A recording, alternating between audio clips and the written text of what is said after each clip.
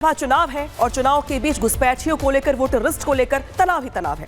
इस बीच पुलिस की ओर से लगातार जो ड्राइव है वो चलाई जा रही है। घुसपैठियों के खिलाफ दिल्ली पुलिस ने यहां पर बड़ा एक्शन लिया है। दिल्ली के वसंत कुंज इलाके में दिल्ली पुलिस की ओर से यहां पर वेरिफिकेशन को लेकर ड्राइव चलाई गई है। सिर्फ वसंत कुंज ही नहीं बल्कि बीते दिनों हमने देखा था कि दिल्ली के अलग अलग हिस्सों में जो रोहिंग्या रह रहे हैं, जो अवैध बांग्लादेशी रह रहे हैं, उनके प्रमाण पत्र को लेकर, आधार कार्ड को लेकर तमाम सवाल खड़े हुए थे। लेकिन एक बार फिर से दिल्ली के वसंत कुंज इलाके में दिल्ली पुलिस की ओर से वेरिफिकेशन अभियान चलाया गया है और बांग्लादेशी जो रह रहे हैं वहां पे उनकी पहचान की जा रही है। आपको याद होगा बीते दिनों जिस तरीके से इस मुद्दे को लेकर चिंता जताई गई थी, इसके बाद एमसीडी की टीम को भी इसमें शामिल कर लिया गया था। तो दिल्ली पुलिस हो या फिर एमसीडी की टीम, लगातार जो लोग अवैध रूप से रह रहे हैं, जो कि देश की सुरक्षा के लिए खतरा भी है, उसको लेकर दिल्ली पुलिस का जो एक्शन है लगातार तेज चल रहा है। तो देखिए, घुसपैठियों के खिलाफ दिल्ली पुलिस लगातार अभियान चला रही है। ऐसे में जा जाकर चिन्हित किया जा रहा है कि पूरी राजधानी दिल्ली में कहां-कहां पर ये अवैध रूप से जो बांग्लादेशी है वो रह रहे हैं। इसमें आठ रोहिंग्याओं को चिन्हित किया गया है जिन्हें बांग्लादेश भेजा जा चुका है। ये संख्या बताई जा रही है। 8 बांग्लादेशियों को वापस बांग्लादेश भेजा गया है। इस सभी घुसपैठियों को पुलिस ने कुछ दिनों पहले ही गिरफ्तार किया था। इनके कागज हैं वो चेक किए गए थे और उसके बाद इन्हें डिपोर्ट कर दिया है, यानी कि बांग्लादेश भेजा जा चुका है। दिल्ली में अवैध तरीके से रहने वाले बांग्लादेशियों के खिलाफ ये बड़ा एक्शन, घुसपैठियों के खिलाफ पुलिस की कार्रवाई जारी है। दिल्ली पुलिस की पहचान के बाद सरकार ने 8 बांग्लादेशी नागरिकों को बांग्लादेश भेज दिया है। इन सभी घुसपैठियों को पुलिस ने कुछ दिनों पहले ही गिरफ्तार किया था। तो दिल्ली में अब अवैध घुसपैठियों की खैर नहीं है, क्योंकि सरकार की ओर से अगर बात करें तो जिस तरीके से इस पूरे मुद्दे को लेकर के दूसरा रंग देने का प्रयास किया जा रहा है, भाई दूसरी ओर एमसीटी है, दिल्ली पुलिस की टीम है जो लगातार इसको लेकर ड्राइव चला रही है। तो देखिए, दिल्ली में बांग्लादेशी घुसपैठियों के खिलाफ यहाँ पे एक्शन लिया जा रहा है, कार्रवाई की जा रही है। इस बीच कार्रवाई के दौरान यहाँ पे 8 बांग्लादेशी घुसपैठियों को भारत से डिपोर्ट किया गया है। FRRO के माध्यम से घुसपैठियों को डिपोर्ट किया गया है, यानी कि पूरी प्रक्रिया को अपनाते हुए यहाँ से डिपोर्ट किया गया है और ये एक्शन लगातार आगे भी बढ़ रहा है। दिल्ली पुलिस ने बांग्लादेशी घुसपैठियों को पकड़ा था, वेरिफिकेशन के दौरान पकड़ा गया था और पता किया गया कि वो कैसे रह रहे हैं यहाँ पे। दिल्ली के रंगपुरी इलाके से पकड़े गए थे सभी घुसपैठी, रंगपुरी इलाके में रह रहे थे अपने आधार कार्ड को छिपाकर, पहचान को छिपाकर, लेकिन दिल्ली पुलिस ने पकड़ा और इन्हें इंडिया से डिपोर्ट कर दिया गया। तो देखिए, यहाँ पे जिस तरीके से दिल्ली पुलिस की ओर से कार्रवाई की जा रही है, तस्वीर दिखा रहे किस तरीके से यहाँ पे जो देख रहे हैं आप घुसपैठियों को, ये यहाँ पर अवैध रूप से अपनी पहचान को छुपाकर रह रहे थे, लेकिन अब दिल्ली पुलिस की ओर से एक एक इनकी पहचान की जा रही है, कार्रवाई की जा रही है। तो चलिए अगली खबर आपको बताते हैं। देखिए, संतों की हुंकार, घुसपैठी नहीं स्वीकार। लगातार हम देख रहे हैं साधु संत जो है एकदम लामबंद तरीके से अपनी आवाज को बुलंद कर रहे हैं, चाहे फिर वो पंडित धीरेन्द्र कृष्ण शास्त्री हो या देवकीनंदन ठाकुर हो। साफ तौर पर इनका कहना है कि जो भी हिंदुओं को या सनातनियों को डराने का प्रयास करेगा उसके लिए बार बार हम अपनी आवाज को बुलंद करेंगे। आखिर क्यों इस तरह का माहौल बनाया जा रहा है, क्यों सनातनियों को डराने का प्रयास हो रहा है, इस रिपोर्ट में देखिए।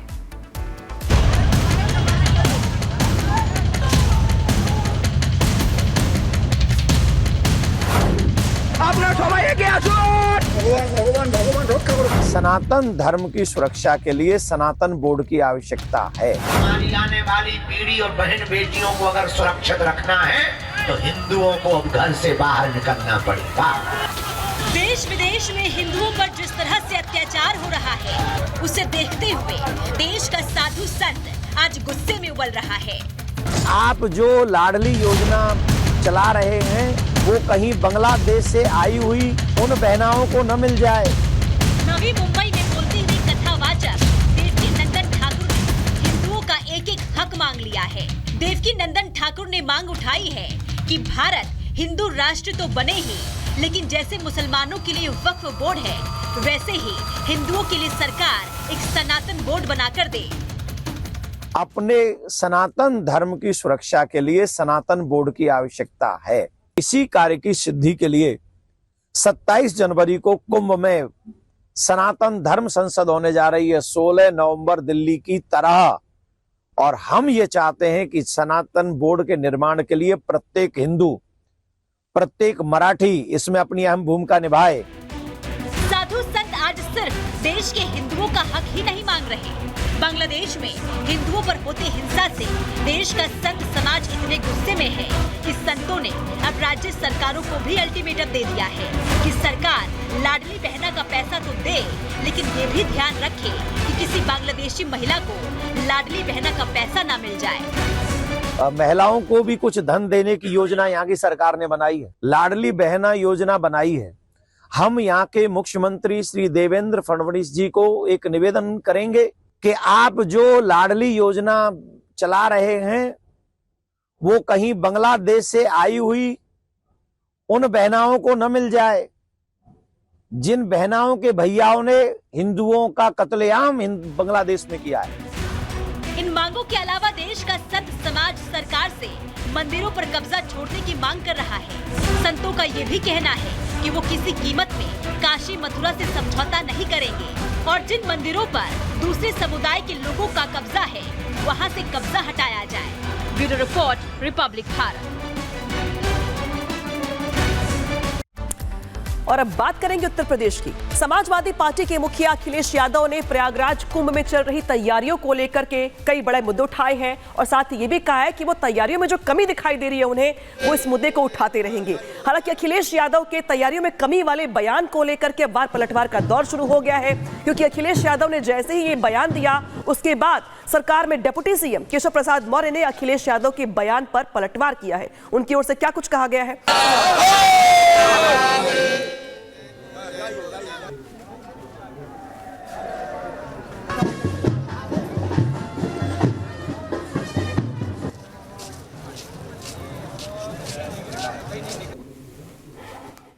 कुंभ संपन्न हो, अच्छा संपन्न हो और सरकार जो सहयोग चाहे समाजवादी लोग उस पर सहयोग करने के लिए तैयार हैं। लेकिन जो व्यवस्था हम लोगों को दिखाई दे रही है और आप भी बेहतर जानते हैं कुछ चीज़ों को लेकर के, जब मैंने सवाल ये उठाया कि बिजली का काम अधूरा है और ब्रिज का काम जो होना चाहिए था पेंटोन ब्रिजेस का वो काम अधूरा है। कई महीनों की तैयारी के बाद कुछ ही बन पाए थे ब्रिजेस और 20 से ज़्यादा ब्रिजेस बनने उसमें। तो आप सोचिए 13 दिन या 14-15 दिन में कैसे ब्रिजेस बन जाएंगे। तो एज ए विपक्ष की पार्टी हमारी जिम्मेदारी बनती है सरकार को समय समय पर।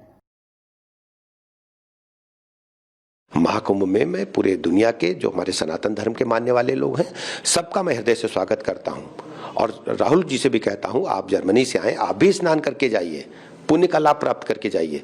और मैं समाजवादी पार्टी के मुखिया से भी कहना चाहता हूं आप भी आइए, पुण्य प्राप्त करिए, पापों को धोइए। ये सबके लिए महाकुंभ का एक ऐसा अवसर सनातन धर्म मानने वालों का है, सबका मैं हृदय से स्वागत करता हूं। और आपको अभी भी उत्तर प्रदेश राज्य का जो आपका शासनकाल था आपको याद आता होगा किस ढंग से बहु बेटियों की इज्जत आबरू लूटी जाती थी, हत्यारे सड़क पर घूमते थे, गुंडे माफिया बदमाश आम जनता का जीवन मुश्किल कर दिए थे। उत्तर प्रदेश जनता आप कभी भी समाजवादी पार्टी को माफ नहीं करेगी। और ऐसी भी अगली बड़ी खबर आपको पटना से बताएंगे, जहां पर लगातार बीपीएससी के जो छात्र हैं प्रारंभिक परीक्षा रद्द करने की मांग पर अड़े हुए हैं। 15 दिनों से ज्यादा का वक्त हो चला है, प्रदर्शन कर रहे हैं, नारेबाजी कर रहे हैं। और ये तस्वीरें आप देखिए, यहां पर हमारे सहयोगी विवेक ग्राउंड जीरो पर है। विवेक ओवर टू यू। क्या कुछ मांग लगातार हो रही है, क्योंकि 15 दिनों से ज्यादा का वक्त हो चला है इस प्रदर्शन को? मांग उसी मांग पर अब वो नारे में तब्दील होता जा रहा है कि हम बराबर एग्जाम नहीं देंगे, जो एग्जाम हमने दिया है उसे आप कैंसिल करें क्योंकि उसमें धांधली हुई है। और आप तस्वीरें पीछे देख रहे हैं, ये गांधी मूर्ति की तस्वीर है और हम गांधी जी की प्रतिमा के पीछे हैं।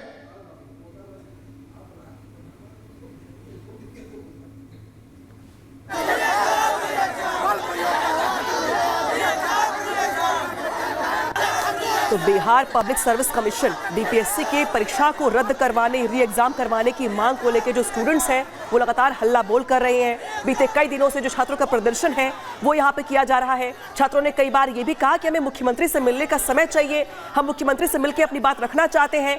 गांधी मैदान में हजारों की संख्या में जो स्टूडेंट्स हैं वो अपनी आवाज को बुलंद कर रहे हैं और ये कह रहे हैं कि दरअसल जिस तरीके से एग्जाम करवाया गया वो सवालों के घेरे में है। लेकिन बीपीएससी की ओर से कहा गया कि दरअसल जो उपद्रवी हैं कुछ ऐसे स्टूडेंट्स सिर्फ वही प्रदर्शन कर रहे हैं, पेपर लीक जैसी कोई घटना हुई ही नहीं है। तो छात्रों की मांग क्या मानेगी सरकार, सवाल बना हुआ।